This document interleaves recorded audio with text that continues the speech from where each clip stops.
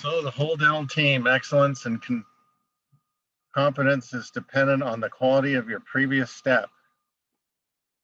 The implant procedure that I am demonstrating has been well thought out procedure with the group function so the forces are distributed equally for economy of motion during mastication, excluding lateral force problems for implant longevity. So as we see here, the important parameters for restoring the traumatized mouth that needs the all-on-4 is the muscles of the mouth have to be all in harmony, trauma from the oral cavity during entropy, therapy to equal out the muscle strength, dynamics of the patient's new concept, transition from edentulous to group function, full mouth reconstruction. So to do this and get the proper thickness on the appliance, we have to do abioplasty. It's very important, or else the appliance is going to be breaking all the time. The analogy of about the virgin bone structure shouldn't be a problem because all the forces are put on the implants. We're not worried about atrophy of the alveolar ridge. So now the dynamics is fixed teeth on implants. So the worries are diminished. Concentrate on proper bites to get full success on the results from this all-on-4 method. The choice of the posteriors is paramount also because it doesn't put lateral forces on anything. Of course, the patient has to have great hygiene, no smoking, and the choices of food have to be very light and chew healthy. So alginate impressions at the beginning, you pick out the two shade and mold, of course. Bite techniques, as we spoke before, are important. So all these different techniques here from past experience have been put into motion on this, but we have all the trays and surgical stents set up so that when you take the impression bites and lute the implant bodies onto the tray, it'll all come out as one thing. So that's why this all-in-4 is really good. I don't know about minis, and look, with the minis also no avioplasty, so the appliance has to be very thin and it can break also. So of course we have to worry about the cuff heights for emergence. We don't want them too tall or too under the tissue because as you take out appliances to do the hygiene, they can't be under the tissue because the tissue will grow around the implant bodies in the denture. And when you unscrew it, it hurts to take them out. So sometimes they even have to give shots to put them back in. So the emergence is really paramount also for the cuff heights. So we have to think 21st century when we take our bites and get the economy of motion in practice. These are really great methods. So the NTI is one, the COISTE programmer, as you see on this lower thing, they spent a lot of money on research to do this for the CAD/CAM dentures. So that's really also very important. They use the intraoral tracer. We're using methods in line with that and Pankey Institute.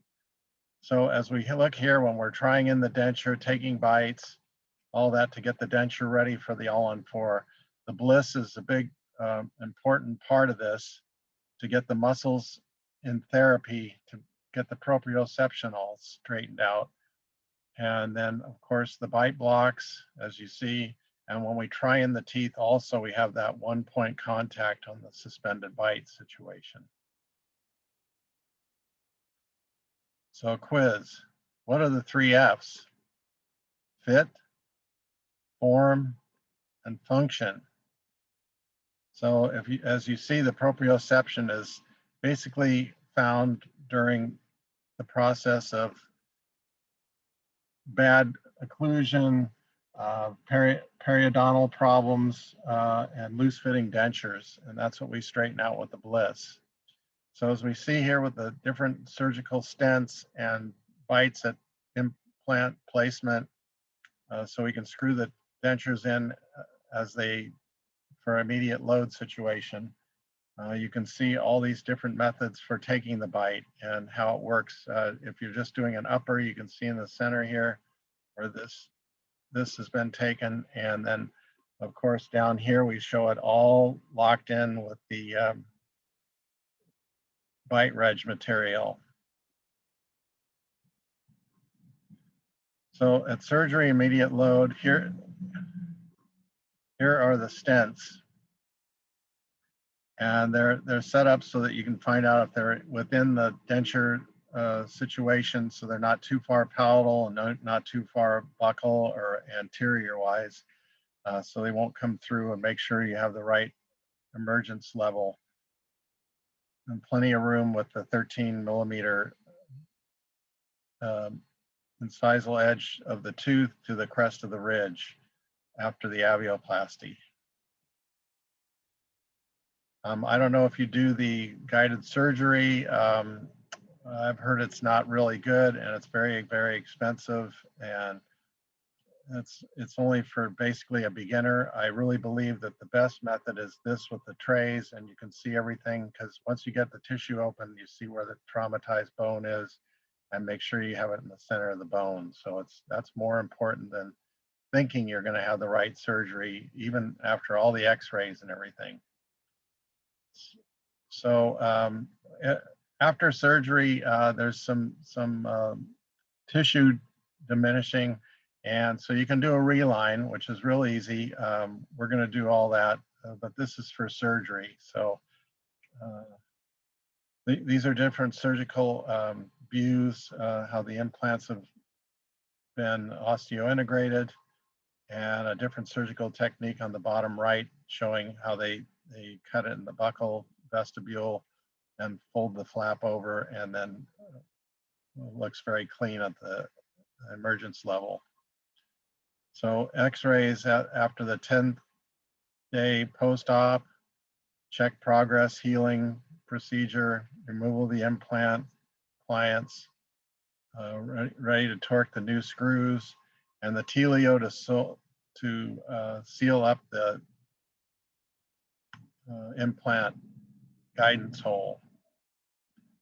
So at 3 months post-op, pretty much the same thing. Praise or scold the patient on hygiene, remove appliance, place, torque new screws. So these are some implant bars, which are all set up after we have the trial denture in for at least 6 months to let the healing go and see how everything goes and patient compliance and those kind of issues. So in 6 months, we get a 2-hour appointment. So this appointment's for the final appliance. So verification jig or V-jig. This step is to verify the precise position of the implant abutment, even after we've already had this temporary denture in place. Just make sure the patient likes the shade, size, and placement of the teeth. You can change all that at this point because we're going to a new denture. So here it is with the custom tray to verify the implant placement and new impressions. Old style V-jig is up at the top. It only just verifies where the implants are, but it doesn't take the impression. It doesn't take a bite. It makes 3 appointments out of it. This way, with the way we're doing it now, you got the custom tray and the bite and the impression all in one. So here it is before and after, how the patient is so happy, and they're very happy. So we can get great results, or we can create so many problems resorting to this house with a great foundation for lasting results. Thank you, and contact me at proactivedentistry@gmail.com. That's proactivedentistry@gmail.com. Thank you.